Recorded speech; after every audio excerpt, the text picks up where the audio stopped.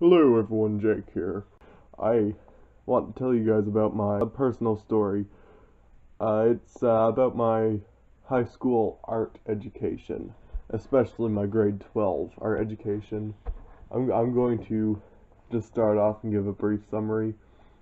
The teacher picked favorites like there was no tomorrow. Luckily, I was one of the favorites.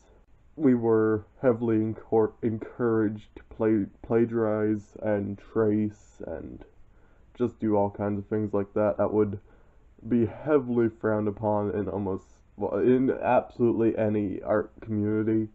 I still have a little folder that I put together to put together like a folder for grading our artwork. Uh, I kept mine. At this point, I'm glad that I did.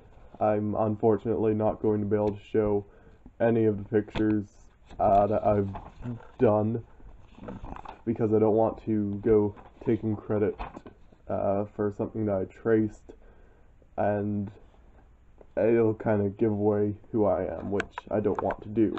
This one was just a coloring page. That was like literally the first thing we did in the year. So that's nothing at all. That's nothing to worry about. That's just fine starting off the year with a coloring page. Next thing we did, we were encouraged to pick a logo or a character or anything like that and trace them and use them to be later photocopied for a coloring page. We were also allowed to do kind of individual things. For me, I ended up painting something at home completely unrelated to the art class, and I got grades for it. And then I have a collection of all the classes traced. There's something else I did for the class completely independently. Then we were encouraged to color a coloring page, but using the complete opposite colors from what we would normally do. I picked a deer, and instead of like going for a dark brown, I just picked a blue randomly, and then instead of like a white or a light brown, I did pink. And I just did one of a chicken. This one's just completely messed up, let me tell you that. Then we had to do 4 patterns. I chose 2 really easy ones and then 2 pretty difficult ones. I should have just went all easy because being one of the favorites in the class, I easily could have gotten very high marks for being incredibly lazy. There's an example of that later on. Next up is something that was 100% traced, and I got perfect marks for it because that's just the way the teacher was. And here up we have some watercolor stuff. This is all freehand. I got like a little island, a little underwater scene. I don't like the feeling of watercolored paper. Some random splotches of paint. I got like a night scene. It's like purple grass and yellow dots for stars and stuff. Then we were encouraged to just do a gradient from dark to light with watercolor. I did purple. It looks nice. Seemed to be missing the thing that I mentioned earlier, where I was just completely lazy as all hell and still got perfect full marks. What it was that we were to we had like these little Lego figure men on paper, 4 of them, and we were supposed to draw them as us in different ways that we would dress for different occasions. I can't remember what 3 of them was, but one of them I left completely blank and just titled it Lazy Me, and I got full marks. Anyone else tried that, I'm willing to bet they would not be allowed to do it. But that's just what happens when you have a teacher that picks favorites. They're bound to let someone get away with something that they wouldn't let someone else get away with. That's why I was allowed to write or draw on the whiteboard anytime I wanted to. That's why I was allowed to sit in the teacher's chair anytime I wanted to. That's why I was allowed to go in the back and sit on the computers anytime I wanted to. I could damn near zone out the teacher for the entire class and come back and I'd say what a dozen times and they'll be all like, "Oh, it's okay, I'll explain it now for you," and they won't give a damn. I actually hated being so liked by that teacher. Sorry, I had to stop for a minute there to slow down and catch my breath. I just had to calm down for a minute after talking about teachers so much like that.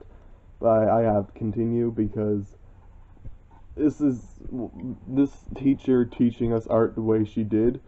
I 100% blame her for my mediocre art skills. I might be able to mix colors fantastically because of her. I might be able to trace fantastically because of her, but mixing colors and tracing aren't really my thing. I want to do digital art someday, and I want to be able to do my regular pencil and paper art. I've been doing traditional art, I guess that's considered. And we weren't really taught anything like volumes or basic drawing principles. We were just taught, here, have a pencil, have a paper, trace this, trace that. Here's how to mix green from blue and yellow.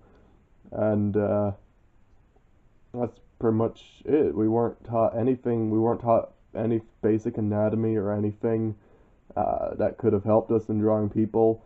Only one person had what I would consider to be excellent art education, and he's an exception, not the rule. To be fair, he ended up he was a really big time art fan. He was always drawing, always painting, always doing something, and he had a little drawing tablet, and he lunch or recess get on a computer with his drawing tablet and draw something. I think he even had online classes for art. It was amazing to see him actually get such a good art education because how much he liked it. But we got one that was just so mediocre. That's pretty much what should be given to someone half my age at the time. I wasn't taught a single thing about how to draw people, animals, anything. I'm literally going from square one here, and I'm just using a single dice while everyone else is rolling double sixes. I'm not really even a board game fan. I just came up with it off the top of my head. Let me see if I can think of a story involving this teacher. Let's just call her Mrs. Miss. Let's just call her Mrs. Miss, yes. She was okay.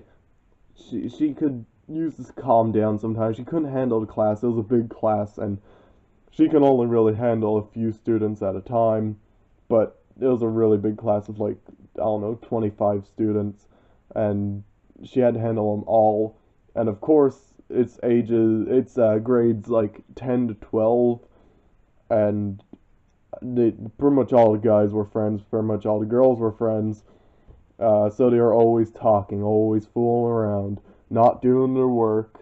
Typical high school, letting people sit with who they want to sit with, and she could not handle them at all, which was very annoying, very hard to deal with, very hard to pay attention.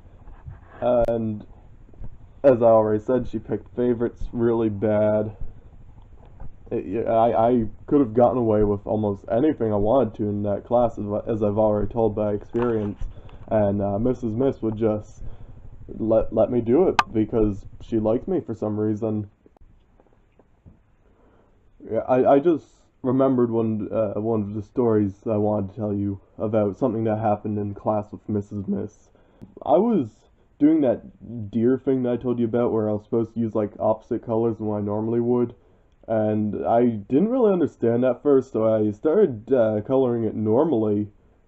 And she came along, saw it, and she was just all like, "Oh, you know that, sorry, I don't like that voice. Oh, you know that you're supposed to color it differently than what you'd normally color as, right?" And I'm all like, what, really? Damn it. And she's just all like, "Fine, alright, start again, no big deal." Completely ignoring the fact that I said "damn it" right in class, right to her face. And a couple times later on, maybe someone would say "crap" or "shit," or something stupid, and she'll be all like, "Hey, you can't," and she'll be all like, "Sorry, let me use her voice." She'll be all like, "Hey, you can't go doing that in my class. You can't go saying words like that. That's mean." Anytime someone would say they're not very artistic or they were artistic, jokingly or sometimes even seriously, she would think, Mrs. Miss would think that they mean that they are not autistic or they are very autistic, and she would get mad at them for joking about autism, and it just made no sense to me at all.